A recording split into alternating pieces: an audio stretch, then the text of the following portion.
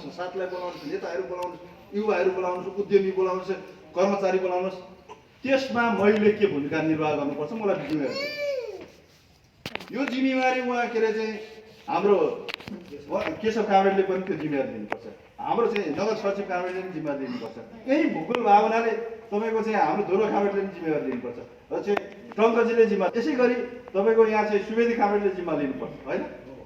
र सन्देशमूलक एउटा कार्यक्रम हामीले व्यवस्थापकीय ढङ्गले 6 नम्बरमा दिन आवश्यक छ है साथीहरू। जहिले पनि यो हाम्रो तपाईँको चाहिँ यस्तै स्पिडले हाम्रो चाहिँ चल्दैन। यो स्पिडलाई ब्रेक गर्ने हो। यो स्पिडलाई तपाईँको ब्रेक थ्रो गरेर अगाडि बढ्ने अनि हामी विश्वास आर्जन गर्ने हो अनि हामीमा तपाईँको चाहिँ थप ऊर्जा आर्जन गर्ने त्यो ढङ्गले जानुपर्ने कुरा म तपाईँहरूको बिचमा राख्न चाहन्छु। अब तपाईँहरूलाई लाग्न सक्छ, तपाईँहरूलाई जानकारी म गराउँदैछु। हाम्रो कमलाबाई नगरपालिकामा चाहिँ पार्टी अहिले फुटिरहेको अवस्था, फुट्न लागिरहेको अवस्थामा हाम्रो पार्टीगत संरचनाका हालत के छ त्यो पनि तपाईँले बुझ्नुपर्छ है साथी। पार्टीगत अवस्था हालत चाहिँ हाम्रो के छ म तपाईँलाई जानकारी गराउँ। हामी भर्खरै हामीले 11 को चाहिँ भेला गऱ्यौँ, भर्खरै 12 को गऱ्यौँ, 7 को गऱ्यौँ। पहिला म जनप्रतिनिधितिरबाट जान चाहन्छु। हामीले तपाईँको चाहिँ पूर्व एमाले 7 वटा, माओवादीले एउटा गरेर 8 वटा वडा जितेको छ।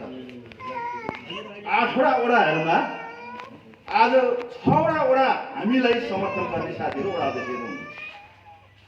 6 जना, 8 वटा जितेमा 6 जना साथीहरू आज केपी ओलीले नेतृत्व गरेको कम्युनिस्ट पार्टीमा हुनुहुन्छ। आज यहाँ नगरपालिकाभित्र 6 वटा वडा अध्यक्षको सबैजना वडा सदस्यहरू पनि तपाईँको चाहिँ यो समूहमा हुनुहुन्छ आज।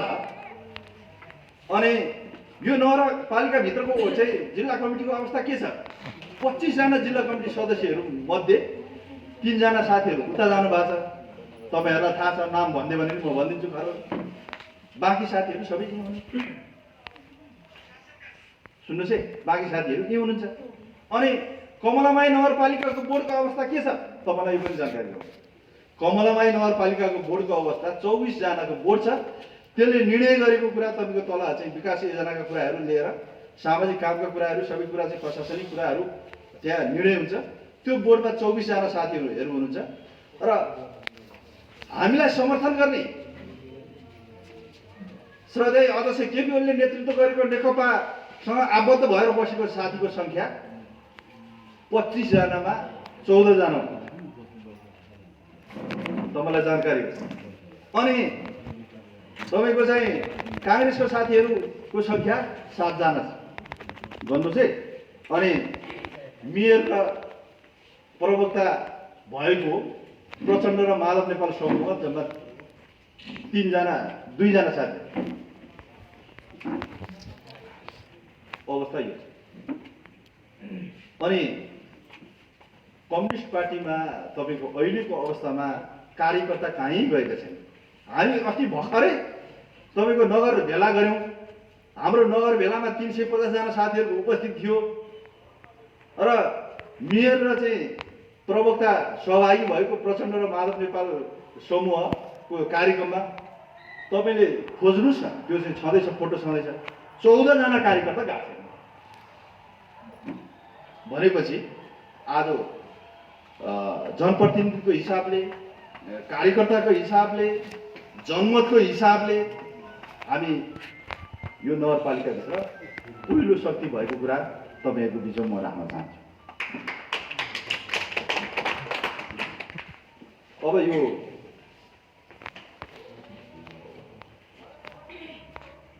मुलुकको अवस्था कसरी सिर्जना यो अवस्थामा भयो र अहिले सरले भनिसक्नुभयो, नवराज सरले, म त्यतातिर जाँदिनँ। कम्युनिस्ट पार्टी एक ठाउँमा आउनुपर्ने चाहना, इच्छा, आकाङ्क्षा नेपाली जनताको के थियो त्यो पनि भनिसक्नुभयो। म त्यता अगाडितिर जान चाहन्न। र पूर्व एमालेको महाधिवेशनलाई म आज यहाँ सम्झना गर्न चाहन्छु तपाईँहरूको बिच। महाधिवेशनमा हामी यहाँबाट प्रतिनिधि भएर गयौँ। मैले हेरिरहेको थिएँ, हामी जस्तो हजारौँ नेता कार्यकर्ताले चाहिँ हेरिरहेका थिए।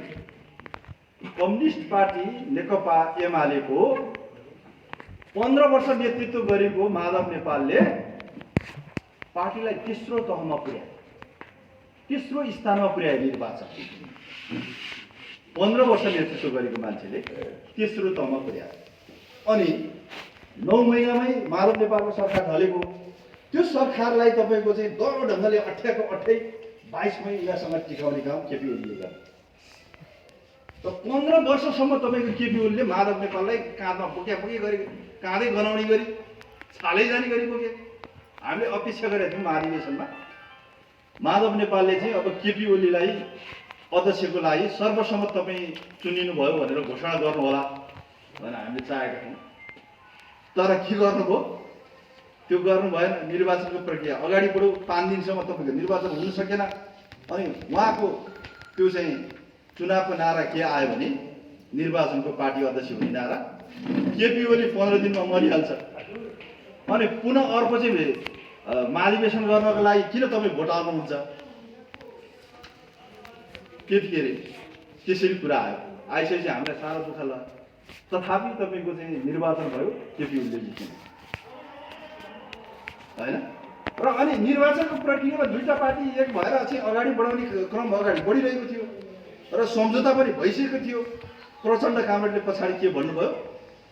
सूर्य चिन्हबाट चाहिँ चुनाव लड्ने तपाईँको सहमति बाँध्यो। सूर्य चिन्हबाट होइन, हँसी हतडा पनि कायमै राखौँ र चाहिँ सूर्य चिन्हबाट अहिले हामी लड्ने होइन भनेर त्यतिखेर भन्नुभयो। जीवनमा आजसम्म सूर्य चिन्हबाट चाहिँ प्रचण्डको टिमले तपाईँको चाहिँ चुनाव लडेको इतिहास छैन। तर आज सूर्य चिन्ह किन उहाँलाई चाहिएको छ तपाईँ हामीले सोध्नु पर्दैन?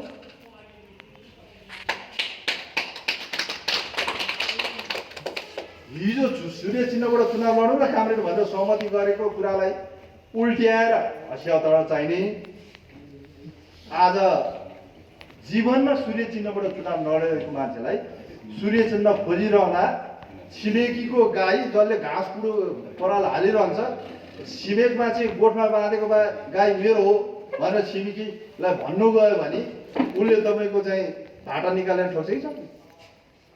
मेरो बाउले मान्नुहुन्छ त? घाँस कुडो पराल चाहिँ मेरो बाउले गर्ने। अनि तपाईँको दुध दुने बेलामा अर्को आयो भने मान्नुहुन्छ होइन? त्यो भएको हुनाले जीवनमा सूर्य चिन्हबाट चुनाव नलड्ने, सूर्य चिन्ह हाम्रो हो भनेर उब्रे गर्ने। कसरी हाम्रो हो त? पाहुना आएको मान्छेले यो घर मेरो हो भनेर भन्नु सुहाउँछ?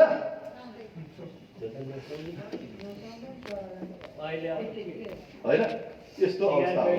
त्यो भएको हुनाले निर्वाचन पछाडि जुन परिणाम आयो, परिणाम पछाडि फेरि उहाँ हच्किनु भयो।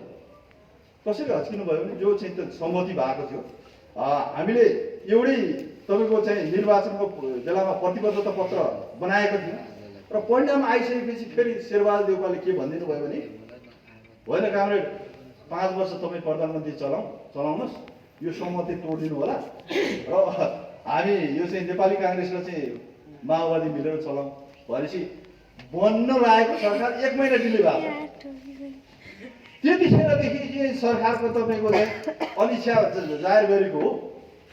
त्यतिखेरदेखि तपाईँको सरकारको तपाईँको चाहिँ सरकारलाई घोडा टिकाउने काममा चाहिँ अगाडि बढेको हुन्। त्यो भएको हुनाले लास्टमा फेरि अग्रगमनको कुरा गर्ने साथीहरूलाई म भन्न चाहन्छु, केपी ओलीले भन्नुभयो महाधिवेशनमा म अब उम्मेदवार हुँदिन, अध्यक्षको महाधिवेशनमा उम्मेदवार हुँदिन र प्रधानमन्त्री पनि म अब हुँदिन यो 5 वर्ष पछाडि। त्यो भएको हुनाले अग्रगमनकै कुरा गर्ने, हामीले अध्यक्षबाट मैले छोड्नु नै पर्ने हो भने महाधिवेशनसम्म जाउँ, म छोडिदिन्छु र यो नेतृत्व हस्तान्तरणको कुरासँगै प्रधानमन्त्री हस्तान्तरण गर्नुपर्छ भने हामी प्रधानमन्त्री भइसकेका मान्छेहरूले हामीले छोडौँ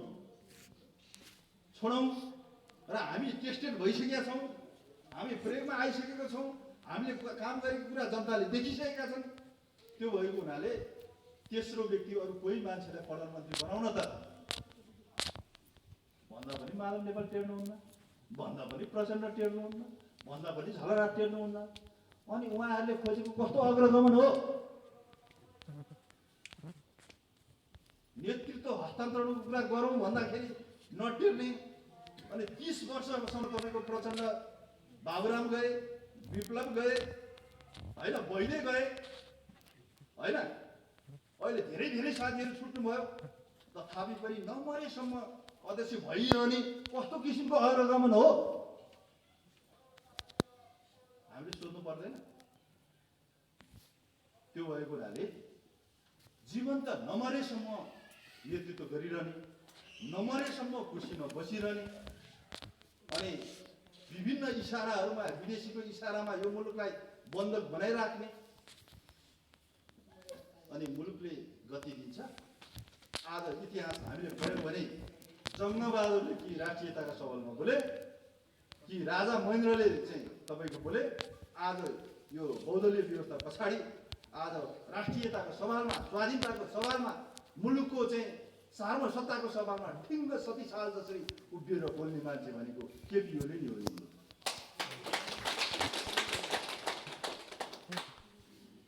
त्यो भएको हुनाले अस्ति हामी भर्खरै त्यो नाटक हो त, हामी भर्खरै सुनिरहेछौँ। जी न्युजको चाहिँ पत्रकारलाई उहाँले दिएको इन्टरभ्यू हामीलाई याद छ। भूगोलमा सानो होइएला, जनसङ्ख्यामा सानो होइएला, राष्ट्रियताको सवालमा, स्वाधीनताको सवालमा, राष्ट्रिय अखण्डताको सवालमा कोही छोटे भाइ र कोही बडे भाइ हुँदैन। भारतको पनि प्राइम मिनिस्टर हो, म पनि यो मुलुकको प्राइम मिनिस्टर हुँ। हाम्रो समान हैसियत छ। हाम्रो राष्ट्रियतामाथि आँखा चम्कै नचम्क भने कि यो कुरा प्रचण्डले कहिले बोले, कुन मिडियामा आयो म सोध्न चाहन्छु। यो कुरा झलनाथले कहिले बोले म सोध्न चाहन्छु। यही कुरा माधव नेपालले कहिले बोले, हाती चाहने मान्छेले कहिले बोले? अनि राष्ट्रियताको सवालमा, राष्ट्रिय अखण्डताको सवालमा अनि नक्सा, हाम्रो भूमि तिमीले नाला पानी, काला पानीदेखि लिपुलेखदेखि लिएर सबै भूभाग हाम्रो हो, वार्तालाप गरौँ, टेबलमा बसौँ, हाम्रो त्यो भएको हुनाले त्यो भूमि तिमीले फिर्ता गर्नुपर्छ भने त्यो बहादुरी आँट साहस कसले देखाए आज इतिहासमा? केपी ओलीले देखाए। अनि किन हामी यो साथीहरू अलमलमा परिरहनु भएको छ? किन भ्रमित हुनुहुन्छ साथीहरू?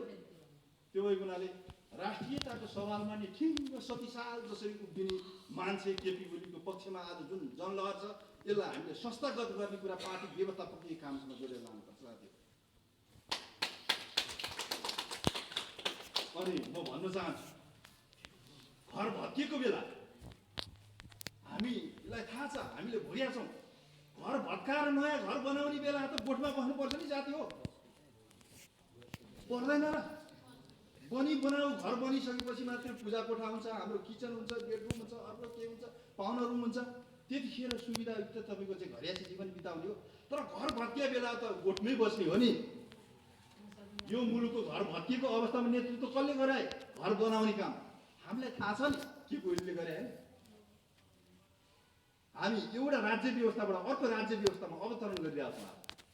आज स्थानीय तहले कुन फङ्सन गर्छ, के कार्य काम गर्छ, त्यसको क्षेत्र अधिकार के हो, जनतासँग के उत्तरदायी भएर काम गर्छ भन्ने कुरा हामीले ख्याल थियो र?